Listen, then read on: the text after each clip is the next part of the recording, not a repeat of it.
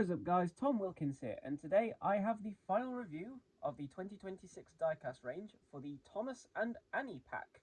Except this isn't the package we're going to be opening today. This one is. Because Smiths decided let's ship this box with InPost and send it in a box that is more than big enough, but yet somehow we will manage to end up squishing it in the package. So thankfully I ordered two off of Smiths because I was going to keep one in the box anyway. And thank God I did, because if this is the one that arrived to me, I would have had words. So this has ended up being the one I'm going to open, because as you can see, it is already slightly broken into anyway. So, yeah. I'm mostly going to be looking at Annie in this pack, because, well, we've already had a look at Thomas, and there's no differences between him. But Annie has had a significant redesign, and Clarabelle. We don't have Clarabelle yet, but she will be in the next wave in August with Percy. And they've redesigned the faces to be grey and not embedded anymore. They're not part of the body anymore. They're separate. Now, if you remember seeing concept art for Series 12 back in the day, you would remember that this is something they had planned all the way since 2007, making the CGI faces of Annie and Clarabelle grey and separate from the body. But they haven't implemented that until now, and, well, I think on the toy it looks good, and I think on the CGI render they're using here, it looks horrible, because there's just so much dead space down here. I just don't know what to make of it yet, but anyway, without further ado, let's get this out of the package, because it's probably screaming to be let out and put out of its misery. Anyway, this is the only one I did not get off of, sorry, that's a lie. This and James are the only two I did not get off of Tootly Thomas. I got them from Smiths. I managed to find James in Smiths last week, and then I just ordered this one off of Smith's website this past week. So anyway, they're out of the box, and let's take a look. And here is Thomas and Annie out of the packaging. We'll very quickly look at Thomas. It's the same old Thomas we've come to expect from this new range.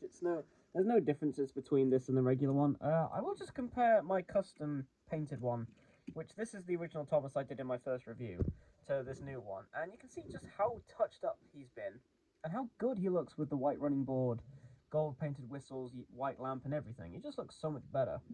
I really do wish that Mattel would start printing white onto the running boards for the diecast engines, because we know that they're perfectly capable of doing it, because they did it with the 80th anniversary motorized stuff last year. So why they don't do it for any other ranges, I still don't know.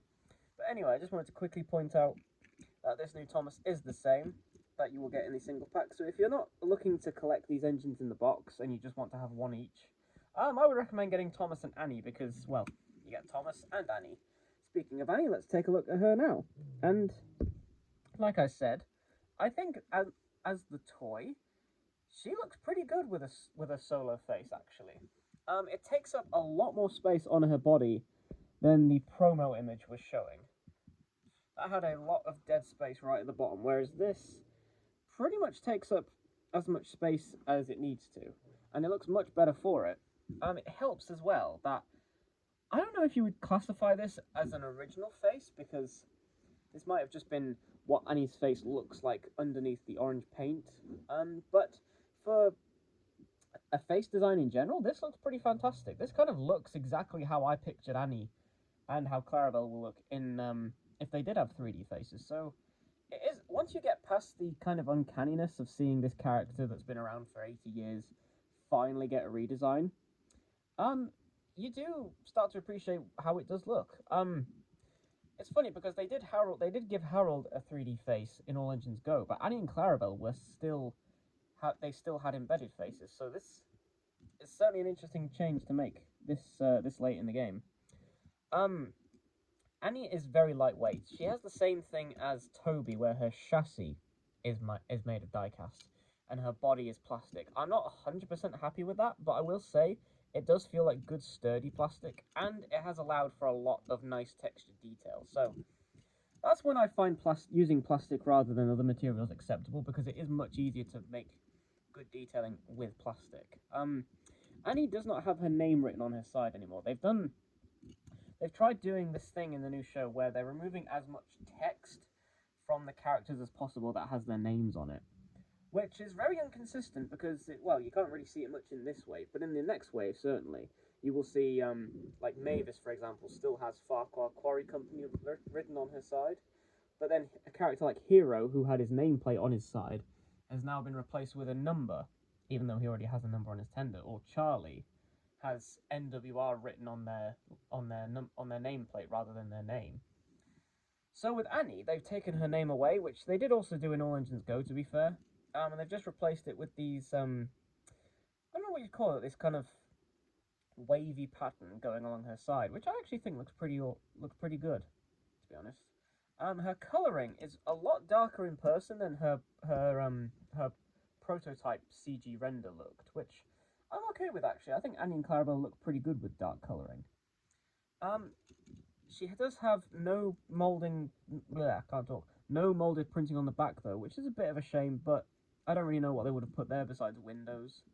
But she does have this little this little moulded detailing under her face with this same pattern, and it is actually textured. You can run your finger on it and feel the pattern there, which is good.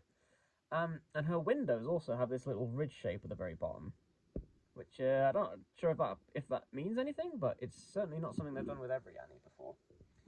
She is not see-through, unfortunately. She is one solid piece, so her windows are just represented with yellow lights. Not yellow lights, but like yellow colouring, like to look see-through. So that's an interesting choice, but I actually quite like it. I think it looks alright. And if I just bring Thomas back, size-wise, she actually fits in pretty well. Now, Annie and Clarabelle in the show, well, certainly in the model series, they were quite a bit shorter than Thomas was height-wise, but in CGI they scaled them up a bit so that they were nearly the same height as Thomas. And for this model, they seem to have gone back to being about as tall as his bunker. But I think lengthwise they look perfect, so they actually do scale pretty well, which is good, because we haven't had a well-scaled Annie and Clarabelle since the 2013 Take and Play. Because the push-along ones that we just got in that pack, that 6-pack with exclusive Thomas recently for the 80th anniversary, those were just reused from the push-along. And they did not look very good at all, in my opinion. So I am very happy with how Annie looks in this range, I must be honest. I do wish they had, instead of releasing Thomas and Annie and then Percy and Clarabelle, I do wish they had just released a 2-pack with Annie and Clarabelle together, because I think that would have sold really well, and more people would be incentivized to buy it if it was like 2 new characters in 1 pack. Same with Oliver and Toad, because so far you can only get those 2 together.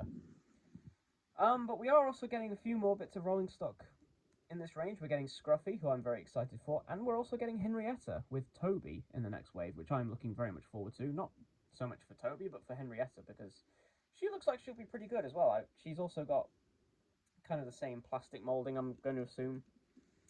So I'm just looking forward to seeing what Henrietta looks like, and hopefully they'll have a good dynamic with Thomas in the show. I really hope Annie and Clarabelle are central characters in this show. I hope that they interact with Thomas a lot, and I'm willing to bet they are, because they've packaged them with Thomas and then with Percy. So hopefully, fingers crossed, hopefully Annie and Clarabelle will be a prominent part of the new show. So yeah, that's all I have to say about Annie, really. Her face, like I said, was the most controversial part of this new toy, because she was actually, I think, the second character to be leaked from the new series. So she was our second impression of the show. So I think overall, she actually looks pretty good. I'm very happy with her. And as a pack, like I said, I do wish they had released Annie and Clarabelle separately. Annie and Clarabelle in a pack together, or separately, rather than with Thomas or Percy. But, frankly, this is still a good way to get out both of these characters. And maybe one day they'll release them separately. Who knows? But for now, this is a fantastic way to get a Thomas and to get Annie. So anyway, that's all I have to say for this review, really. This is the final review I've been making reviews all week for the new range in Diecast, and this is it for the first wave. So when the second wave is supposed to come out in August, I believe, it's supposed to have Charlie, Salty, Mavis, Scruffy, Flynn Jr., who is a very weird character, and then the large engines is supposed to have Hero and Nia. Oh, and Whiff, of course, we're getting Whiff as well. So I'm looking very much forward to that second wave, and also a redeco Thomas with like royal ornate lining on him. So far, this new range has a lot of stuff coming up, far more than has been in previous years, so I'm looking very much forward to seeing what comes out next. But for now, this is the last review I'm going to be making, so thank you very much for watching, and if you see these guys in shops, I do recommend you pick them up. just be careful if you're buying them online, because they might come crumpled up like mine did. So, thank you very much for watching, and I will see you next time. Bye bye.